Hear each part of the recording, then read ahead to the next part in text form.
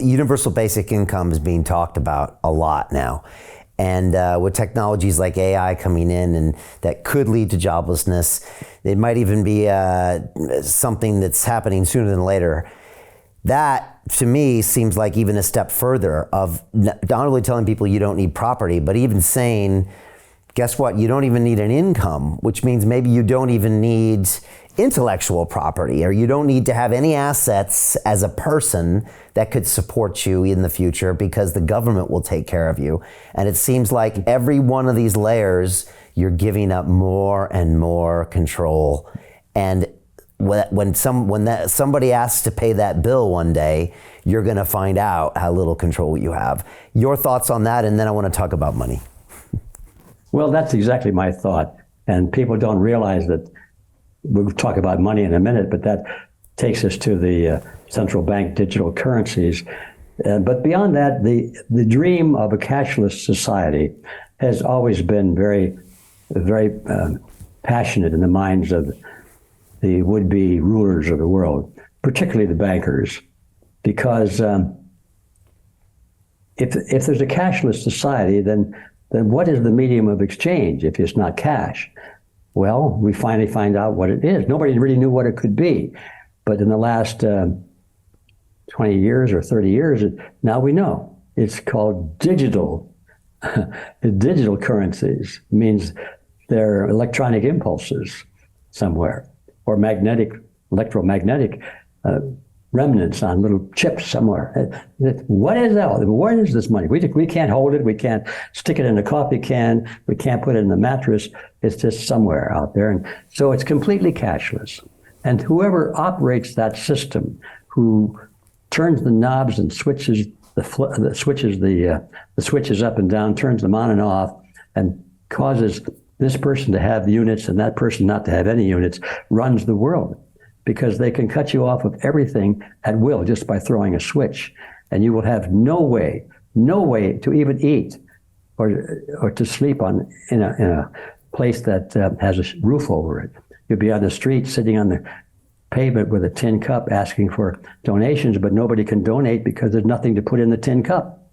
And if they are seen talking to you, they're going to sit on the cement next to you pretty soon with their own empty tin cup. And so nobody will even talk to you. That's the kind of system that they now call social credit that we're moving into very rapidly. And it's no accident. The people that are making this happen as fast as they can know exactly where they're going with it. And ultimate universal slavery is it.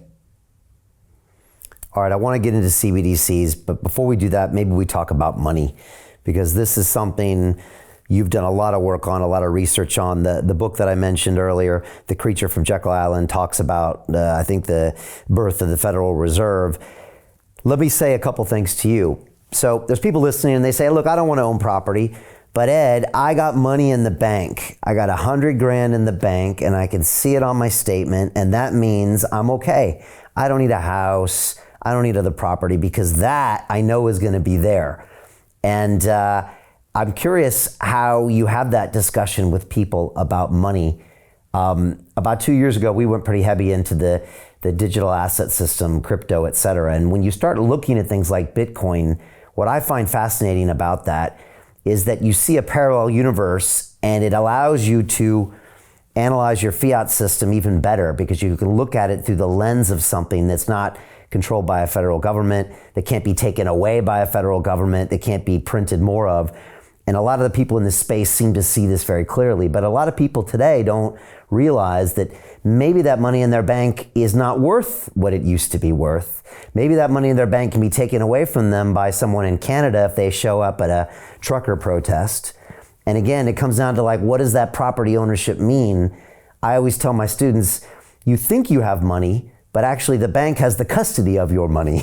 And of course, the Federal Reserve has the control of that money. I don't want to put words in your mouth. How do you have that discussion with people about what money is? And what are your thoughts? And did I get something wrong? No, I think you've got it all wrong, except one little statement that I might take objection against. You said something about it's your money.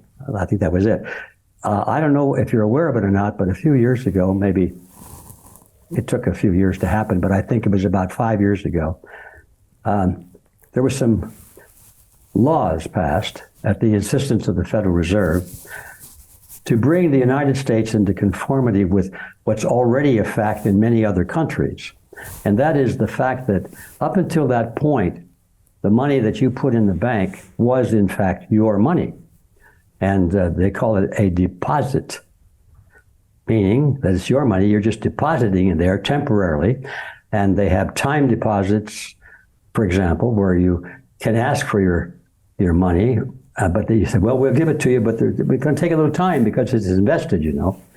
And then they have demand deposits, which most people think they have or had. We can go in and demand your money, and it's your money, by golly, so you demand it, and they have to pay it to you. So that's the way it used to be, but about 5 years ago, it's not that way anymore. The laws have now changed that. And I haven't found one person in 100 who knows this, and that is that now the money, when you put it in the bank, is not a deposit. It may still be called a deposit, but it's not. It's now an investment. And it's like you buying a piece of stock in a corporation. Now it's their money, and you have no right to it. You said, in essence, I'm taking a gamble on the success of this bank. And if this bank succeeds, that's joyous. But if this bank goes corrupt or loses money and makes some mistakes or burns down or whatever, that's too bad. We lost our money, didn't we? It's not our money anymore. And it's even going to become less our money when it's finally digital, because they'll be able to throw a switch and just say, well, you did have 10,000 units, or whatever they call them, in your account, but since you violated this law, you now only have 50 units, or none at all, or it's temporarily on hold until we have an investigation, and you have no access to any of those 10,000 units, so you can't even buy a jelly bean, and while they check you out, you understand. So it's not your money anymore. That's important to know. And that's where they've always wanted to go, to make sure that nobody in the world has actual ownership of money. Why? Because money is property.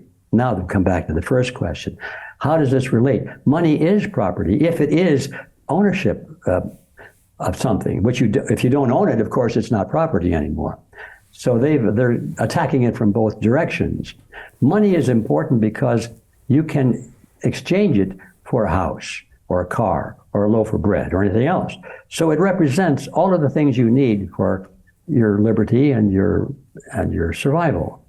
So it's as good as having the weapons and the tools and the housing and the crops and so forth. It's as good as long as it's yours and you can swap it out anytime you want to. Now, when it's not yours, it's not even money anymore. It's something else. It's a control mechanism. So Jim Rickards has just recorded a video that's not available to anyone in the public, and he's going to be talking about how this upcoming recession is going to be fast, it's going to be bloody, it's going to be nasty. But at the same time, he's going to show you how you can position yourself to profit from all of this chaos. Now, we've made this video only available to our viewers. Go to londonreal.tv/Jim. Watch that immediately.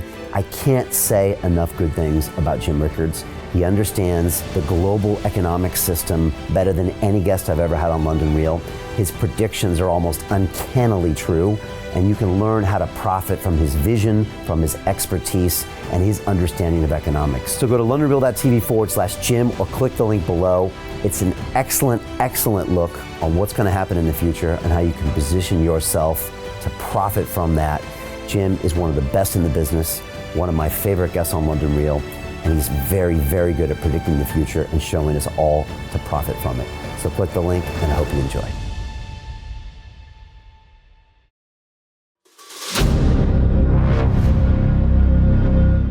I'm looking for partners, collaborators, colleagues who want to join forces with me around the globe and create real value, generational wealth, and financial freedom for everyone else around the world.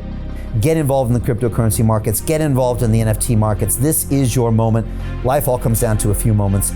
Don't let this pass. Now it's not too late. Next year is going to be too late. Ultimately, this is about freedom. That's the way I see it.